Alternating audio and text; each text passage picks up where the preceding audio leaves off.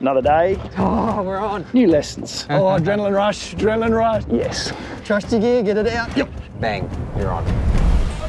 We've done 24 hours at Lake Awunga. I think we fished every single one of them. We pre-fished for Nate. We did find some fish for you. Found some fish? No active fish through the day. We did find, as the banks cooled down at night, they came out into the deep to bite. And we had a late night debate around, could we go and fish another place nearby where there might be a different mood of fish in the daytime? Lake Mondrian, it's an hour and a half that way, place you love. I love it. We're heading that way, coffee stop on the way, and Lake Mondrian, here we come. Quick highway coffee and a rigging session.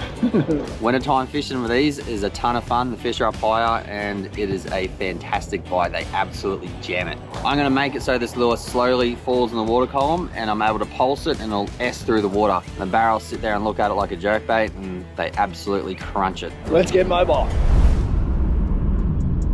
Another day, another caravan park, another lake. New lessons. Check in first. Time to check in. Ready to go. Ready to rock and roll. First impressions today is all about the weather forecast. Regards winds later in the arvo, it's already pumping. It's white capping through the main basin here. Wind is your best friend in impoundments, I've found. Makes water move. That's right. That's the current you'll find in a lake. Find current, find fish, they're a lot more willing to bite. We're actively fishing now. This place has been more active in the daytime. Already we've got a windy surface here. What are we looking for concentration points? You don't want to be sitting out where the wind's howling and ripping through. It's not comfortable to fish in. So you want to look for those points, long fetches of where the wind's blowing, hitting a point, come around just the side of it. That's going to be a big back eddy and that's going to have current. A predatory fish can stay on a bit of ambush or tree or some form of cover. Food's getting brought to it. It's comfortable. It's in warmer water. Gets a snack on the current coming in. Bob's your uncle. Let's get busy. Let's get into it. Want a little bit more. Stop. Away from me. Click it. Stroll it. Stroll it. He's on it. Keep showing it. Keep showing it. Keep showing it. Keep showing it. Oh. It's a rush. So one of the behaviours you get to see when you're using your active target, you get to see how they interact with one another as a group. Generally, any pack that's over 3, it is highly unlikely to get them to bite. Not saying it's impossible, but way too busy interacting with one another than what's coming down in front of their face. A lot of time they'll spook each other and it sets off a chain reaction, they all fly away. 3, you can still get a bite. 2's better, 1 is the best. Those individual fish are a lot more likely to bite. They're out actively by themselves hunting. Now, there's no way you can learn that without using live sonar. Well, if that's cheating, I don't care because I love learning about fish.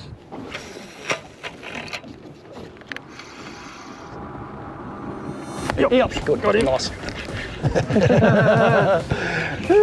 Woo. We made a change and we've got things happen. Nice, mate. Nice. Oh, not the meatery, but we'll take it. Oh, there we go.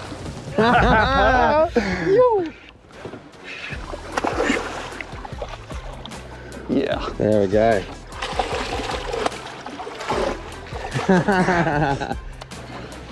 Yes.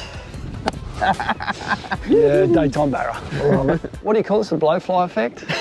It is a bit like that. Nate catches fish. Now we'll be fishing with us for the rest of the day. The rest of the and day. then his mate, then his mate, and then his mate. That's why.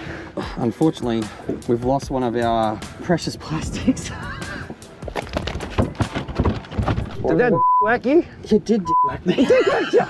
That is a very healthy, I'll say, what do you reckon, about 80 centimeters, Nige? Yeah. Beautiful specimen. Really good to see jumping during the day. So this fish here is a result of us taking note of the wind, creating water movement and creating a pressure point in a back eddy. And that has led one of our subtle techniques. And what we got from that is a beautiful Mondi fish from paying attention to the detail. Righto, strolling is a soft plastic technique and it is one of the hottest crazes at the moment. Rigging up these plastics is very critical. You've got to make sure that these are rigged straight through the middle. Feel your way through the body of the plastic there. You'll actually feel an air cavity in these raids. I like to run the hook through that. That means you're in the center of plastic. And then with the 7/0, it's the second square from the back on your markings. And you push that on through there. And now you have a nicely rigged, straight strolling bait. It's going to get the bite. I guess the... You right? Yep. Over the years, with the popularity of different lure techniques and particularly soft plastics, we've seen so many different techniques. Now with the barramundi scene, what you find is that they do get to learn, or instinct tells them that something is there that they've seen before, and if they've made a mistake, they get really cautious about doing it again. So it's always about trying to change the presentations to get those bites, and a real trend at the moment is this technique called strolling. I'm now going to let that lure fall down and match the contrast of the fish. It's just turned out. Now I'm going to do that cadence, and you want to try and keep that tempo the same. It's about the same as doing a walk the dog tempo with a surface lure, but you're popping that lure up. With that loop knot, gives the lure the ability to roll left to right, and that's what strolling is. It is rolling this bait left to right, and that is what is getting these shutdown fish to bite. Yep. Got it. That's a better fish. Yeah, boy. Yes. Spot you something, always a good fish. Ah, bummer. Got the bite. Chomped on that. How's the adrenaline going there, mate? Through the roof. For me, my lure of choice for strolling is the Raid 7.5 and the Raid 6.5 Super Fish Roller. These lures have been designed specifically with strolling in mind. They're one of the only lures on the market that have been made for that. I pair these lures up with a 1/2 ounce jig head weight with a 7/0 hook. You want to make sure it's a nice strong hook, and that 1/2 ounce is a good size for me. It's able to get down to all depth, whether the fish is a foot down from the surface or 10 meters down. And the gape on a 7/0, you want to make sure that that's rolling, because that is what triggers those fish to bite. Having something light and nice in your hand is really important, because you're going to be trying to impart as much action as you can, so you need to be comfortable. 4,000 size is good in between, and you can go 3,000 as well. This is the ATC Virtuous in the 4,000. Fin's always hard to go past because you have way more line retrieval, and you always have more control with having a spin. This is the Venom V-line that it's paired up with. I have 49-pound V-line on here. I pair that with Wilson 50-pound fluorocarbon leader. It's not too thick for your guides, yet it gives you all the abrasion resistance you're going to need with these big fish. I haven't been popped off by many of them, and it's been pretty damn good for me. Now I might regret this, but I'm going to give away one of my tournament secrets. If you notice a fish that goes and tucks itself into a tree or standing timber, those fish a lot of the time are staged up ready to eat. Yep.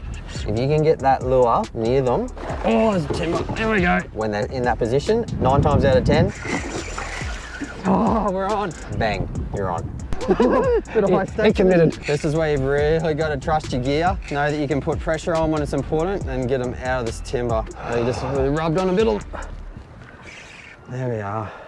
Oh, look at him there. Beautiful fish, hey? Just pinned in the corner.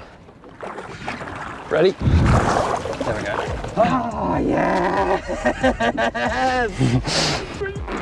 Big fish, big fish. Oh, big fish, eh? Oh, what a beast. They're heavy fish here. Yes, Nigel. Yes. I felt that braid running through, and I'm like, trust your gear, get it out. If you let it run through there, it's gonna be gone. What are you doing that for? Just wetting the brag mat, because even though they look and appear very tough, you don't want to go burning them on a hot deck. So rubber nets, wet brag mats, always try and look after your fish. And when you pick them up, you always want to make sure you support their body weight and support their belly, so you're not breaking their delicate gills they got here. They're a very heavy fish, and they've only got a little attachment in their throat. That is meter 8 ABT.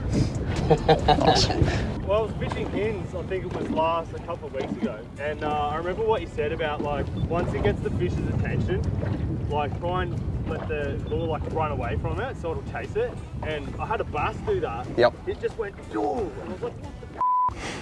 And then the Barra just did the same thing then. Yep. Is that your first one? First Barra ever. Insane. Just, So did he help you catch that? well, you know. We went and did a little training session out of hens, didn't we? We did, yeah, and it's definitely just getting that action right, because if you do it too hard, it's not going to trigger the bite. You need to get it perfect. Yep. And you can tell, like, you know, in my head I was like, man, are my knots going to hold up? You see all these twisting their leaders and stuff, and how, like, and I'll snap through 80-pound and stretch split rings, and I was like, oh my God. Congrats, dude. Well done. Oh, happy anglers. Oh, that's what fishing's about. It's about not keeping stuff secret. Yeah. You know, we talk about secretive anglers are very short-sighted. The more people we get fishing and enjoying the sport, The more people out here, the more people will protect the place. That's right. Look after what we got, do the right thing. We love being out here, we love the outdoors, and we are going to look after this place because we do love it so much. And I think the more people we get in touch with the environment, from whichever way that is, then the better this place is going to be. And the fish are subdued, and that aggressive presentation is spooking them. It's all about subtlety and using lures that suit the strolling approach. So with this particular soft plastic, it's got a very special shape for a very particular action. It's designed to be fished slowly, and with a bobbing rod tip, it rolls side to side. So in this case, you have to choose the shape of the plastic that suits what you want to do with it. And it's all to do with vibration levels that the fish are picking up on. And this one, you'll notice, very flat surface, both top and bottom. So it's almost a very square shaped plastic compared to some of the more rounded, elongated. It doesn't have a paddle tail. It's also got a scale-like pattern that's been molded into the soft plastic. So that in itself will also put a different vibration level into the water. And then if you rig it right and fish it the right way, it's going to give you that presentation, which will get you those bites when sometimes nothing else is working. So choosing the shape of the plastic and the vibration levels they're going to put out can be really, really key to getting those bites when nothing else is working. Yep, got him. Yep. Got him. Oh, good fish, dude. Yes, yes, yes, yes, yes. Stay away from the trees. Stay away from those trees. Stay away from the trees. Oh, they know where to go home. Oh, adrenaline rush, adrenaline rush. Yes. We had some work to do there. We Still did, got some work to do here. He just inches there. No, matey, I can't let you go there. I need you for a photo. I need you for a happy snap. Oh, come on, come on. Here we go. Still got power to go back to that tree. Something really special happening at the moment too. We're in a dam and we're talking about tide turns. Literally 5 minutes ago. Why are we talking about tide turns in a still water environment? Because if you run a parallel line down to the coast here where we are, close to Bundaberg, in the ocean the tide is turning. It's a moon factor and it does trigger fishing dams to eat sometimes. So it's just one of those bite things where you just gotta be on point to know this might be a chance to get a fish. There you go, you little beauty. Come to me. You little beauty. Yes. Oh, that was so much fun. And structure-bound fish as well. So tide turn and noted followed that fish into the trees basically with the active target. Only talking not that long ago about fish that go into the trees are ready to ambush, and we got it in the right spot and that fish straight away committed, came out, clunk. No better feeling in the world. This is the second best seeing it here. Yes. Scuffed leader, it's done its job. 50-pound fluorocarbon from Wilson's. We're using fluorocarbon for a reason. And the 50-pound diameter-wise, it's a little bit thinner, so it lets that lure behave naturally, but it also gives you the abrasion resistance. It's kind of right on that fine line of do I go heavier, do I go lighter, but it's 50-pound is working. Putting fish like that in the boat. There you go, 1 metre and 404 centimetres of very angry and fat Lake Mondra and Barramundi. And just so special come to a place like this after experimenting with going to Lake Awunga first, searching out the temperatures and different patterns which we're seeing, and working it out with a great mate, a bit of technology. It's just so satisfying to see him on the deck. We've kept this fish nice and wet. It's cool, it's winter, but this one's chomping on my thumb now, ready to go. So we are putting this one back and we're gonna go and try and catch another one. The tide is turning. These things are starting to bite.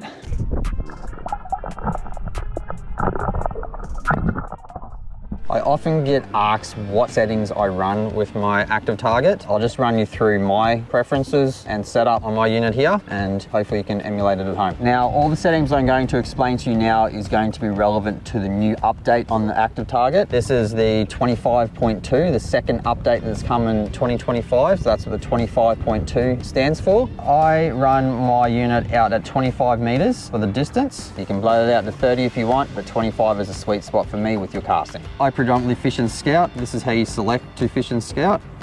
I have my contrast set on 72, which is just below default. I never have it on auto. I have my noise rejection set on high, and I also run my palette on number 3. That is my favorite color choice on the screen, but sometimes I'll switch it over to 7, which is in the new update, and it looks pretty damn neat. That is all personal preference. Have a play around with yourself what color palette suits you. Those are my settings, and I hope that helps. How addictive is live active targeting barramundi, mate? It is incredibly addictive. I actually had to stop wearing my Apple Watch because I was getting heart rate warnings from the constant adrenaline dumps without even catching a fish.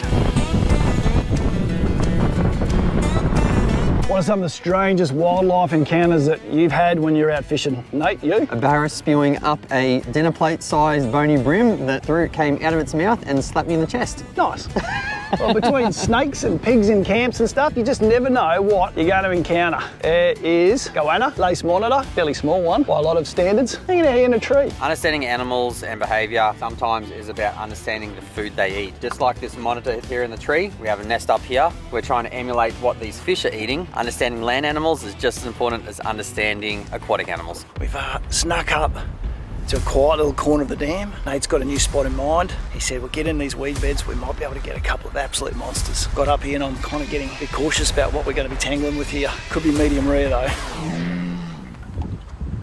Where's your sense of adventure, Nige? We jumping on it? Here we go. Yep, got him. Oh, I gotta get him out of those timbers. Trouble. Can I help? Can I help? Can I help? Can I help? We're out, we're good. Can't move that rod. Oh, we're on timber here. It's a bit of a situation. A little bit going on. Go hard. You're gonna have to free spool soon, dude. You're gonna have to free spool. Talk me through what you're doing. All right, I just had to free spool because we got wrapped up in a bit of timber. Bark's got you. Well done. Luckily, go to the braid. That's where you retie braid. braid. Oh, darling. That was a bit of drama, wasn't it, Nige? There's a bit going on here. Oh, no. That's barramundi fishing though, wasn't it? Did all the hard work too. Oh, that was soul destroying. So much work went into that, around and about. Wind got us, pushed the boat behind the tree. Nate had to free spool. Nate had to go back around tree. Did all hard work. Fish coming back. Fish looks at us and says, nope, here's your hook back. Oh well, that was a bit of fun. There is. Yes. Great.